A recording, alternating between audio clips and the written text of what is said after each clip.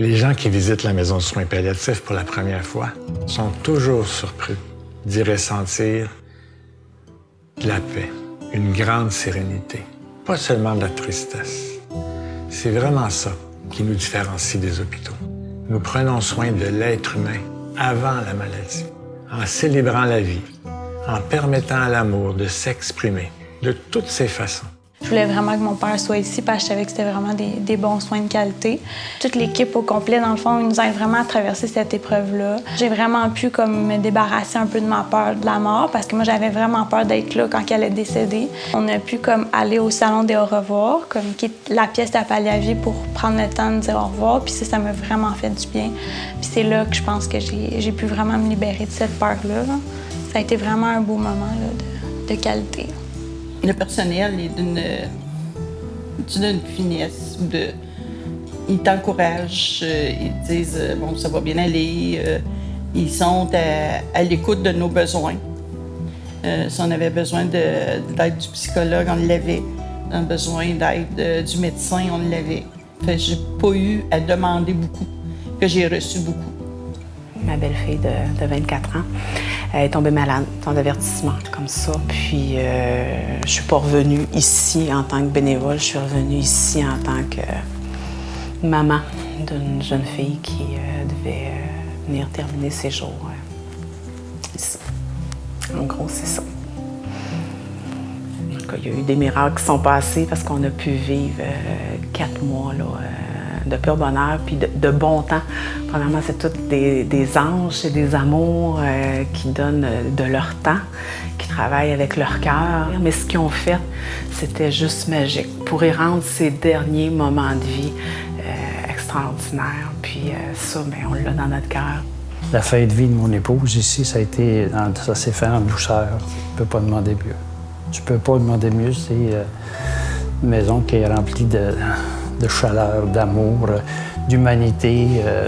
C'est doux, c'est zen, c'est propre. J'étais obstétricien auparavant. J'ai eu un gros accident d'auto en 1990 dans lequel j'ai perdu mon épouse. Puis moi, j'ai eu une fracture du cou. Alors, j'étais quadraplégique après l'accident. Dans le tour avec nous avait mon fils Samuel. On va mettre à pleurer. Alors, j'ai fait mentir les médecins. On m'appelle aujourd'hui le miraculé de l'Institut d'adaptation de Montréal. Les médecins ne comprennent pas que j'ai recommencé à marcher. Alors donc, ayant beaucoup souffert moi-même, c'était naturel de me diriger à l'autre bout de la vie et de partir les soins palliatifs, donc à l'hôpital de Saint-Jérôme en 1993, puis à la maison de soins palliatifs ici en 2006. Quand je l'ai vu rentrer ici, il était vraiment soulagé. C'était tellement beau de le voir, comme il se sentait vraiment apaisé, réconforté. Il n'en revenait pas comment c'était beau, les lieux. Il disait « Ah, c'est calme, il dit, je vais pouvoir me reposer ». On a vraiment recréé comme l'ambiance familiale ensemble.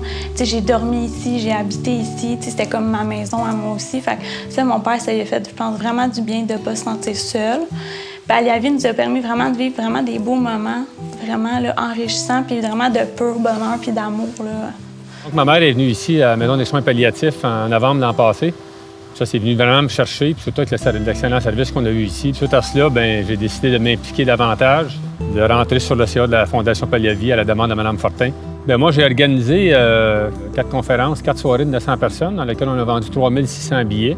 Puis avec ça, bien, ça nous a permis de ramasser 500 000 qu'on a remis d'ailleurs, sur le 500 000 j'ai remis 325 000 à la Fondation Palliative.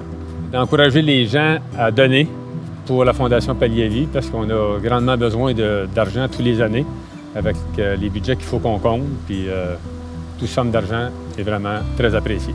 La Fondation Palliative a été créée pour... c'est un moteur financier de la Maison de soins palliatifs de la Rivière-du-Nord et du service d'accompagnement, pour s'assurer qu'on va continuer à donner des services gratuits, des soins, des services de qualité à des personnes et à leurs proches pour l'étape ultime de leur vie. Donner, c'est transformer la communauté, c'est transformer notre communauté, c'est cette nouvelle philanthropie pour s'assurer que le monde est meilleur. C'est ce qui anime les membres du conseil d'administration, les collaborateurs de Palliative, les donateurs. Palliavie m'a probablement apporté plus que j'ai apporté malgré le fait que j'ai donné beaucoup de temps, parce que donner, c'est effectivement très valorisant. On remet à la société, malgré le fait que ça soit cliché, ce que la société nous a apporté. Mais Alexandra, c'était sa maison aussi, tellement qu'au début, elle a pris du mieux, puis elle pouvait sortir, on pouvait l'amener à la maison, puis elle voulait même pas. Elle voulait rester ici, c'était son environnement, c'était son monde. Elle était heureuse ici. La place aussi, c'est beau, un bel environnement à l'extérieur. L'été dernier, on était ici. Fait qu'aussitôt que le temps nous le permettait, on allait à côté, entendre de l'eau couler, écouter de la musique. C'était beau, on était bien. On a besoin d'aide aussi, c'est pas facile à vivre, donc j'ai été soutenue. Beaucoup de gens ici, grâce à eux, j'ai pu passer au travers, je dirais, à m'aider à vivre le moment présent, à apprécier. C'est difficile à croire, mais c'était les pires moments de ma vie, puis c'était les plus beaux de ma vie aussi avec Alexandra. Ça serait bon, si t'avais un bon bain, ma grande a dit. Puis elle me faisait signe que oui, là, c'est resté dans ma tête, ça, ce bain-là. Il était fait avec amour, il était fait avec côté humain, avec délicatesse.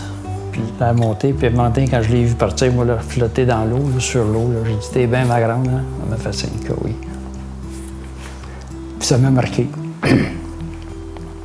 Je suis certain qu'on est capable d'apaiser la souffrance tout au moins.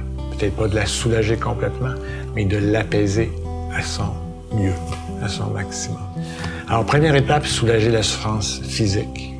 Lorsque le patient est bien soulagé, là, il s'ouvre à sa famille. Puis là, il y a des expériences d'amour incroyables quand tu fais le bilan de ta vie. C'est ça, Palliavie.